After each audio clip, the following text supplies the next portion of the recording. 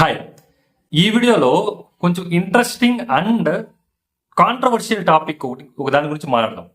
అదేమంటే two faces of Telugu movie reviewers. Telugu movie reviewers గురించి కాసేపు నిజాలు మాట్లాడదాం, ప్రాక్టికల్గా మాట్లాడదాం, రియాలిటీ మాట్లాడదాం. ఒక విషయం చెప్తాను, you like them are dislike them, but you cannot ignore them. వాళ్ళని ఇగ్నోర్ చేసేంత పొజిషన్లో అయితే ఇప్పటి జనాలు లేరు. ఎందుకంటే మూవీ రివ్యూ చూడకుండా సినిమా చూసే జనాల కన్నా మూవీ రివ్యూ చూసి సినిమా చూసే జనాలు ఎక్కువ మంది ఉన్నారు. అంతలాగా రివ్యూయర్స్ సామాన్య జనాల్ని ఇన్ఫ్లుయెన్స్ చేస్తారు. సో దాని గురించి మాట్లాడదాం కాసేపు, వెరీ ప్రాక్టికల్ గా మాట్లాడదాం. అండ్ ఇంకొకటి ఏమంటే, నేను ఇప్పుడు చెప్పే నా ఒపీనియన్స్ అన్ని నేను ఒక్కడనే, నా ఒక్క అభిప్రాయమే కాదు, నేను నా ఫ్రెండ్స్ తో షేర్ చేసుకున్నాను, స్ట్రేంజర్స్ తో షేర్ చేసుకున్నాను. ప్రతి ఒక్కరు మోస్ట్ ఆఫ్ ద పీపుల్ ఇలానే రెస్పాండ్ అయ్యారు, నేను చెప్పే విధంగానే రెస్పాండ్ అయ్యారు. సో దాని గురించి ఏమో మాట్లాడదాం. నేను ఈ టాపిక్ ని ఒక 4 సెగ్మెంట్స్ గా డివైడ్ చేశాను. ఆ 4 సెగ్మెంట్స్ నేను మీకు ఎక్స్ప్లెయిన్ చేస్తాను. Let's get started. First segment వచ్చి, హూ ఆర్ దీస్ రివ్యూయర్స్? అసలు ఈ రివ్యూయర్స్ అనే వాళ్ళు ఎవరు? కాసేపు నిజం మాట్లాడుకుందామా?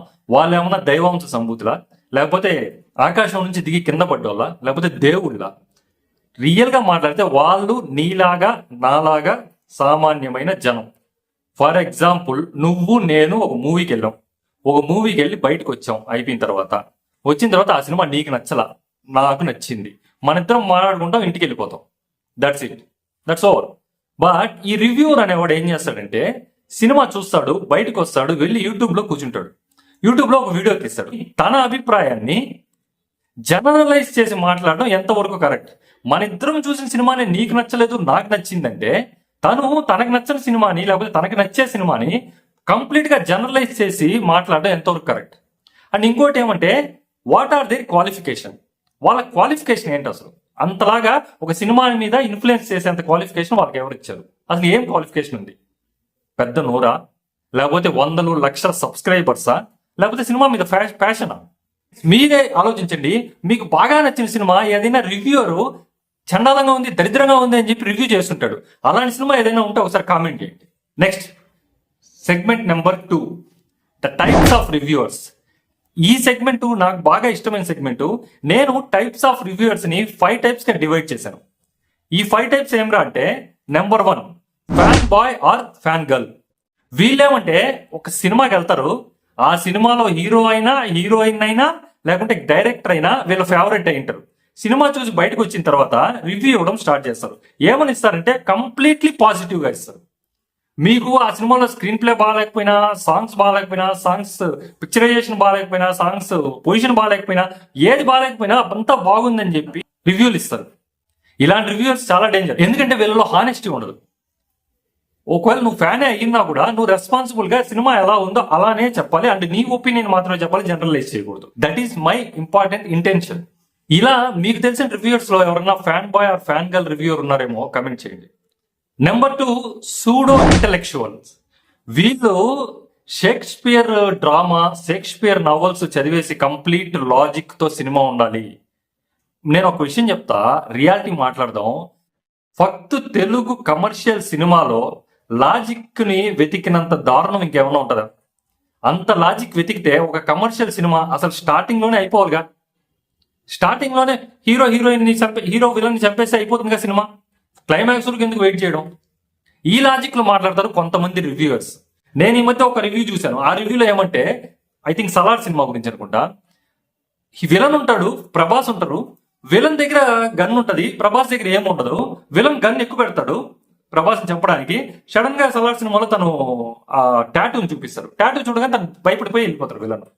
అలా ఎందుకు భయపడాలి, కాల్ చేయొచ్చు కదా అంటాడు ఆ రివ్యూవర్. అరే బాయ్, అంత లాజిక్ ఆ విధంగా కానీ ఉంటే అసలు ఆ సినిమా చూడగలమా? ఫస్ట్ ఆఫ్ ఆల్ జనాలు సినిమాకి వెళ్ళేదే ఒక సినిమాటిక్ ఎక్స్పీరియన్స్ కోసం. ఆ థియేటర్ లో ఆ హీరోయిజం చూపిస్తేనే జనాల్లో కూడా కొంచెం ఉత్తేజం వస్తుంది. ఇలాంటి సూడో ఇంటెలెక్చువల్స్ మన తెలుగు రివ్యూవర్స్ లో చాలా మంది ఉన్నారు. మీకు తెలిసిన వాళ్ళు ఎవరైనా ఉంటే కమెంట్ చేయండి. నెంబర్ 3 వచ్చి ఎంటర్టైనర్స్. వీళ్ళకి సినిమా ఎలా ఉంది, సినిమాతో పెద్ద సంబంధం లేదు. వీళ్ళు ప్రొజెక్ట్ చేసుకోవడమే ఎక్కువ ఇష్టం. వీళ్ళు గెటప్స్ చేస్తారు, లేకపోతే వీళ్ళు సంథింగ్ డిఫరెంట్ గా ఏదో చేస్తా అంటారు. వీళ్ళు బాగా ఎంటర్టైన్ ఉంటుంది, ఫన్ గా ఉంటుంది. వాళ్ళ ఇంటర్వ్యూస్ చూసేదానికి చాలా ఫన్నీగా ఉంటుంది. బట్ వాళ్ళు నిజంగానే కరెక్ట్ రివ్యూస్ ఇస్తారా? ఏమో మరి నాకైతే అంత నమ్మకం లేదు. అలా ఎంటర్టైనింగ్ రివ్యూయర్స్ ఎవరైనా ఉంటే కమెంట్ చేయండి. Number 4 copy cat. వీళ్ళు అస్సలైన రివ్యూయర్స్ అంటే ఏమంటే వీళ్ళు సినిమా చూడరు. వీళ్ళు ఒక 4-5 రివ్యూయర్స్ చెప్పిన రివ్యూని వింటారు. ఆ రివ్యూల్లో 4-5 పాయింట్స్, కామన్ పాయింట్స్ ఏవే ఉంటాయి అవన్నీ నోట్ చేసుకుంటాడు. వచ్చి వీడు సినిమా చూసినంత బిల్డప్ తో దాని గురించి రివ్యూ చేస్తాడు. అలాంటప్పుడు వీడి రివ్యూ చూసేది ఎందుకు? ఆ ఎవరు ఒరిజినల్ రివ్యూవర్స్ ఉంటారు కదా, వాళ్ళదే చూసేయచ్చు కదా. వీళ్ళ రివ్యూల కోసం ఎందుకు వెయిట్ చేయాలి మనం? అలాగా ఎవరన్నా కాపీ క్యాట్ రివ్యూవర్స్ ఉంటే మన తెలుగు ఇండస్ట్రీలో కమెంట్ చేయండి. నెంబర్ 5 వీళ్ళు మోస్ట్ పవర్ ప్లేయర్స్.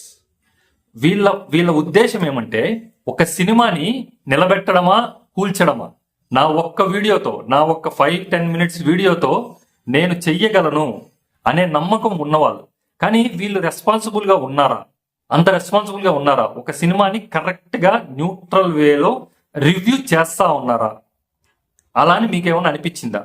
ఇలా పవర్ ప్లేయర్ రివ్యూయర్స్ ఎవరన్నా మన తెలుగు రివ్యూ కమ్యూనిటీలో ఉన్నారా? ఉంటే కమెంట్ చేయండి. అండ్ వాళ్ళ గురించి కూడా కమెంట్ చేయండి. వీళ్ళు 5 టైప్స్ ఆఫ్ రివ్యూయర్స్ నేను డివైడ్ చేసి ఉండే దాంట్లో. ఈ 5 టైప్స్ ఆఫ్ రివ్యూయర్స్ లో మీరు మోస్ట్లీ ఏ రివ్యూయర్ యొక్క రివ్యూని చూస్తారో కమెంట్ చేయండి. ఇంకా segment number 3 how reviewers manipulate audience. నేను ఫస్ట్ లో ఒక ఎగ్జాంపుల్ చెప్పాను. నేను సినిమాకి వెళ్ళాను. సినిమాకి వెళ్ళిన తర్వాత సినిమా చూసి బయటకు వచ్చి మీరు సినిమా బాగుందంటారు, లేకపోతే నేను బాగుందంటాను. మన ఇద్దరి మధ్య ఉంటది. కానీ ఒక రివ్యూ చూసి మీరు కానీ ఒక సినిమాకి వెళ్ళారే అనుకోండి. ఫర్ ఎగ్జాంపుల్ ఆ రివ్యూ బాగాలేదు అన్నాడు. కానీ మీకు ఆ సినిమా చూసిన తర్వాత మీకు రియల్ గా ఆ సినిమా నచ్చింది.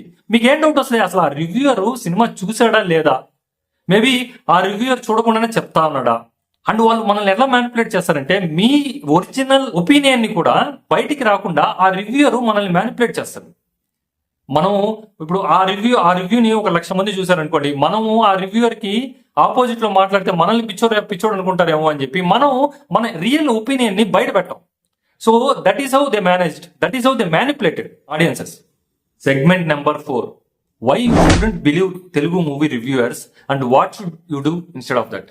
నేను ఒకటే చెప్తా భయ్, నీ సినిమా అనేది థియేటర్కల్ ఎక్స్పీరియన్స్. ఆ థియేటర్, ఆ యాంబియన్స్, ఆ సౌండింగ్, దానివల్లే మనం థియేటర్ వరకు వెళ్తాం. నీకు సినిమా చూడాలనిపించిందా? నీకు ఇష్టమైన సినిమా నీకు చూడాలనిపించిందా? నీకు ట్రైలర్ నచ్చిందా? జస్ట్ టికెట్ బుక్ చేసుకో, లేకపోతే టికెట్ కొనుక్కో, కట్ చేయి, పోతా ఉంటుంది సినిమాకి, అంతే. అంతేగాని ఈ రివ్యూయర్స్ మన మైండ్ మీద డిసైడ్ చేసేంతగా స్కోప్ వాళ్ళకి ఇవ్వకూడదు అనేది నా పర్సనల్ ఒపీనియన్. ఫైనల్ గా కన్క్లూజన్ ఏమంటే, సినిమా ట్రైలర్ నీకు నచ్చితే, ఆ సినిమా నీకు చూడాలనిపిస్తే, forget about reviewers. Just go and watch, that's it. ఇది ఫ్రెండ్స్ తెలుగు మూవీ రివ్యూయర్స్ మీద నా ఒపీనియన్ అండ్ నేను డివైడ్ చేసిన సెగ్మెంట్స్.